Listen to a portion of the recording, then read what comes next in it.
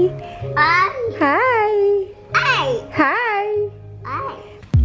Hi guys, welcome back to our channel. So today's video is about how to baby-proof your home, my best mom hacks and tips. So I'm actually sharing what I did with my twins since they were small until now that they are big already. So if you are new to my channel, my name is April and I'm a mom of twins.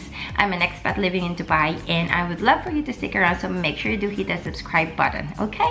So before we even start, I just wanted to reiterate that I am not an expert. I am a mom, and what I'm sharing is based on my own experiences and what I've done with my boys since they were babies. So generally speaking, babies or toddlers that are 5 years old and below should not be left alone for whatever reason to avoid accidents. But if you can't help it, what I do actually, if I have to leave my boys unattended for a few minutes, I have to grab something or have to prep their stuff, so I just literally just gave them the tablet or put them on the television and make sure that, you know, if I'm in the kitchen, the door is open, so then I could, you know, basically hear them. But most of the time they just stay still if I give them the tablet, and then they just watch a YouTube video or they just watch something that they really like. That actually normally works. So yeah, without further ado, let's get started. Okay, so this is number one. This is called the corner bumpers. I purchased a couple of these when they were babies, and I just stick it to any possible corner that could damage their head. So I mean, I don't have this now because they just normally peel it off, but this is really helpful if you have babies who doesn't know how to peel things out. So what I did right now, since they can peel things off, so this is one example. I literally had to tape it, so then they cannot, you know, the table is already tarnished and everything, it's really been damaged, but because it's for the safety, like this one, they cannot peel this off. So I put tape all over it. Okay, it's not really nice, but I tried to put glue stick, I tried to put double-sided tape, and it really doesn't work. So this one is really good. Even if how much they remove it, it's not gonna be going anywhere.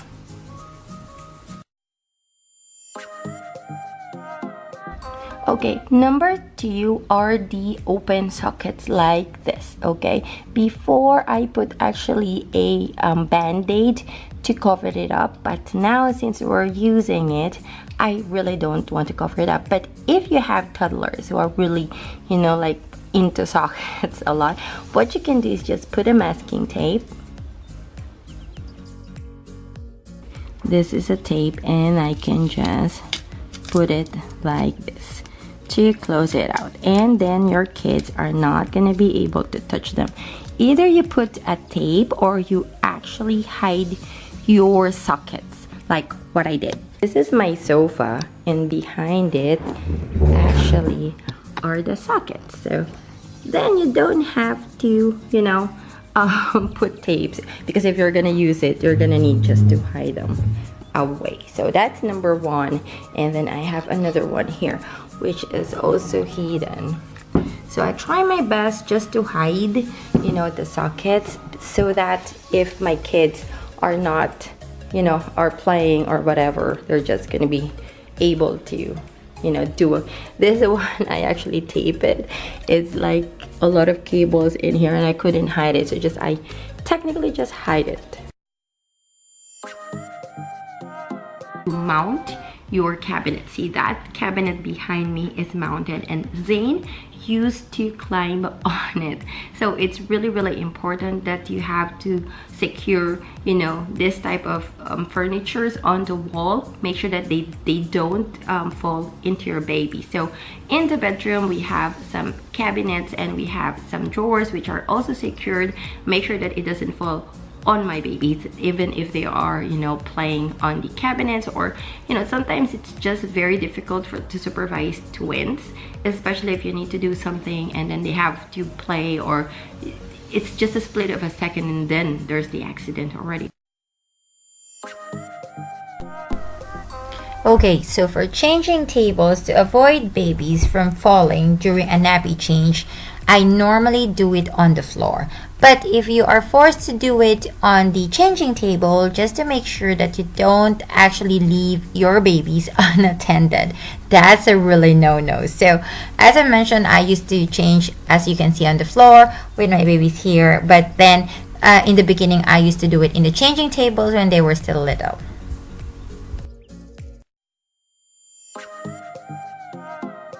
Okay, there is another thing. This is a charger. So is that if you are charging, this is a common mistake. It's better to unplug it when you finish.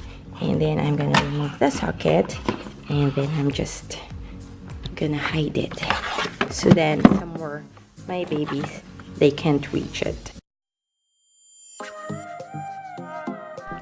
Another really important thing is actually to remove any breakable stuff within the baby's reach. So this is actually placed on my side table, and I really don't like this to be here because my boys, they broke something before. So I prefer to put it somewhere safe where it cannot be touched. So for example, this is on top of a dresser.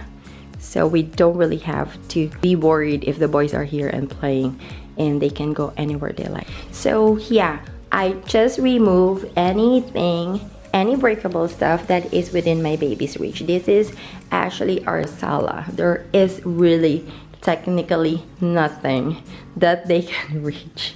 I just remove everything.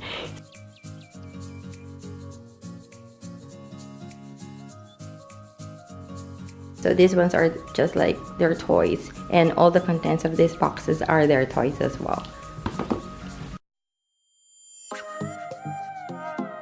Okay, so the next one is the use of baby gates or safety gates. This acts as a barrier for open kitchens or stairs, and also for playpen. So you can leave your babies inside the playpen or the play area, especially, you know, if you wanted to do something or they just wanted to play around, and you don't have to worry about them, you know, being in an accident or something like that.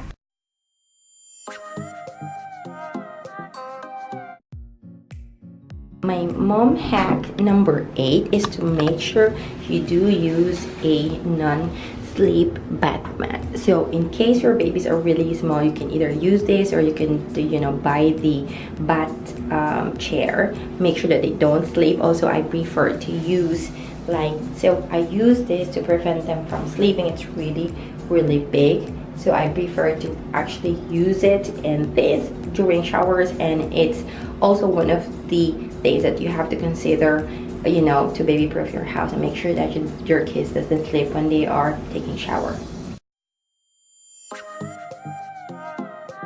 This is our door to the bedroom. So the boys, they can actually reach and open the door. So for them not to be able to open it, we've actually attached this rubber band and make sure to lock the door when we don't want them to go inside, so then they cannot just open it. Okay, so if you don't want to lose the key, you can put this rubber thingy here.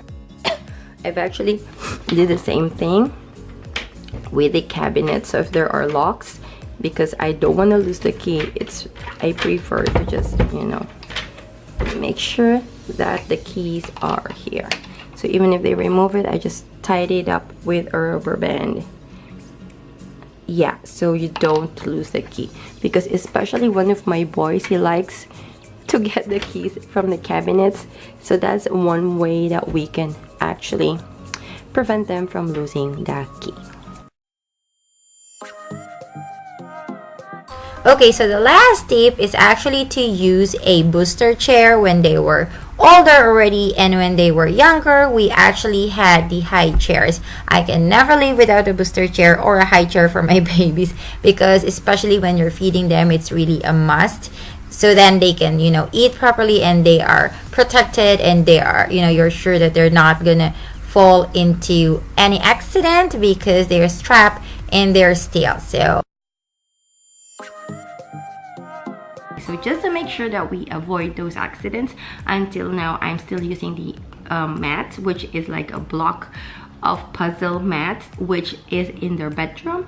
I also would highly recommend that, especially if your toddlers are crawling, because from having this, you know, bruises in their head in case they bump their head by any mistake or they fall or whatever. So just to make sure that they don't have concussions or anything, I put it in their bedroom in their play area, because they have a slide and stuff. So even if they fall down or whatever, that is also a good baby proofing must have for me. So I'm sorry about my voice today, because I'm actually sick and it's the weather in Dubai. It's been crazy.